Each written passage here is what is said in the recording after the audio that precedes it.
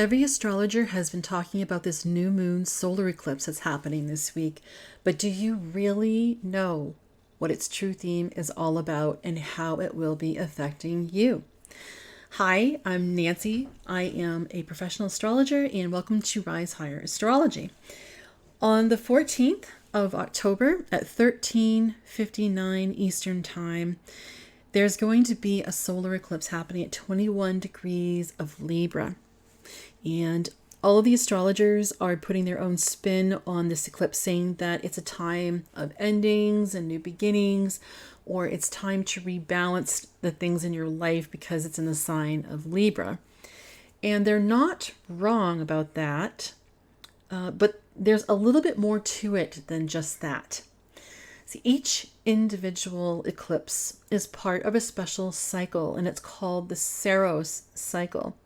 This is a series or a family of eclipses and it spans across 1,300 years from start to its finish. And the series begins with either a solar or lunar eclipse, and then every 18 years, 11 days, and 8 hours after that, there will be another eclipse of the same theme. So there's going to be about 70 eclipses in this family of lunar events, and it's called a family because each one carries the same underlying life lesson that the original eclipse was born with. Okay, so for this particular eclipse that's about to take place, the original began on June 29th in the year 1248 at 1349 Eastern Time. And if you track this, you will need to use the Gregorian calendar. This is not the Julian calendar that's being used. And by the way, I give astrologer Ernst Wilhelm full credit for the information that I'm about to share with you. So during this original eclipse, which happened on June 29th, 1248, the sun and the moon were conjunct at 8 degrees of Cancer. Mars at that time was at 8 degrees of Leo. Saturn was making a perfect square aspect to Mars at 8 degrees of Scorpio. And then adding insult to injury, in addition to that, Pluto was conjunct Saturn at 5 degrees of Scorpio. So with Saturn squaring off against Mars, it was creating a push-pull kind of dynamics. And both of these planets are considered to be sect malefics, and they were creating a feeling of being stuck. But then Pluto was there and gave it a shove, and it became unstuck.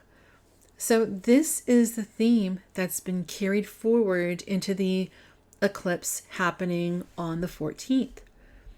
But this time there's an added twist to it because Mercury is going to be conjunct the eclipse on the 14th. And because of its close proximity, it's going to be about at a 4-degree orb. Because of the close proximity to the sun and moon, it's going to be invisible. So we're flying through this energy with this void happening. And I'll tell you why this is going to be a challenge. Mercury is the planet of trying things out. It's the planet also of reasoning. So with it being invisible, there will be no trying to do things over and over again until you get it right. Okay, there's going to be no second chances with this. So let's just say, for example, that you feel stuck in your job. This eclipse is going to be bringing an end to that because Pluto, with it now going direct in the sign of Capricorn, is going to really push and cause things to become unstuck. So you might end up losing your job. And when you ask your boss for another chance or a chance to stay longer or try another department, they're not going to give you that option. And that's it. You don't get a second chance. So same thing with relationships. If you're feeling stuck, Pluto's going to make it unstuck, and whatever the outcome, it's going to be final. Okay. So all of this, even though it sounds a little ominous, it's for your own good and it's for your best interest, okay? This is because in the original eclipse, the one that happened in the year 1248, Saturn and Pluto were making a trine aspect to the sun and moon in Cancer. So this is going to be a supportive change. It's going to be a good change for you.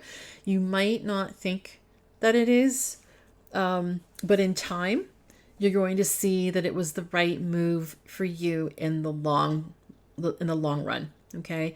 Now, this eclipse is going to affect everyone, but it's going to be more significant to Libra rising, Virgo rising, and Gemini rising because of Mercury's involvement with it this time. And these rising signs, of course, are ruled by Mercury. Anyone that has a planet sitting at or close to 21 degrees of Libra, or if you have an angular house, meaning 1st, 4th, 7th, or 10th house in the signs of Libra, Virgo, or Gemini. So regardless of where this event falls in your birth chart, you'll want to make a list of everything in your life that feels stuck to you right now.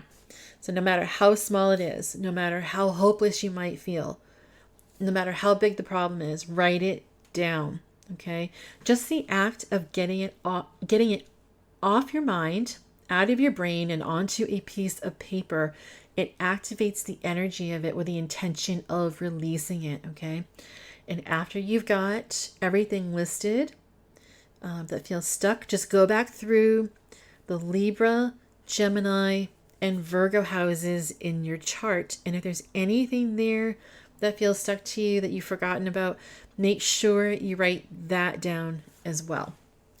And then once you do it, write down in your journal that you are allowing the release of this stuck energy with the intention that all will be well and good by the time the moon becomes the full moon in Libra 6 months from now.